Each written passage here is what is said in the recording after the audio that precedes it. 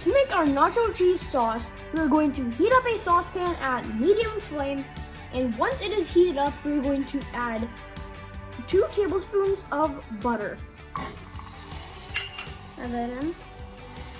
And we're going to let this melt. Now we're going to add 2 tablespoons of all-purpose flour. I'm just going to mix this up.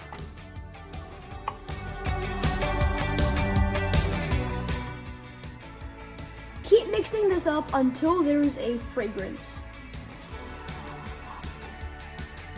To this, we're going to add 1 cup of milk slowly and make sure there are no clumps.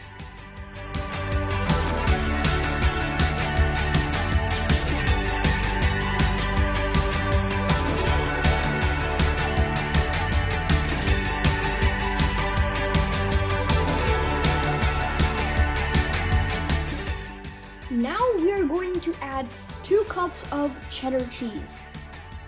So I'm just going to add a little by little.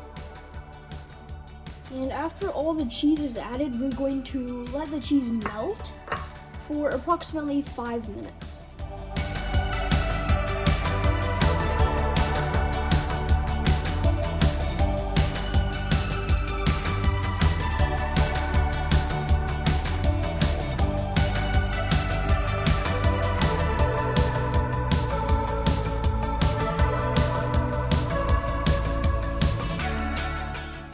We're going to add a pinch of salt.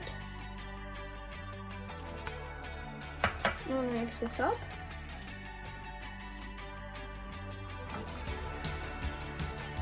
And now to spicing up our sauce, we're going to add 1 teaspoon of cayenne pepper.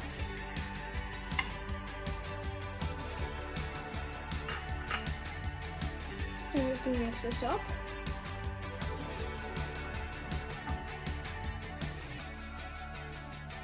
Put your cheese sauce into a serving bowl and serve with your favorite nacho chips.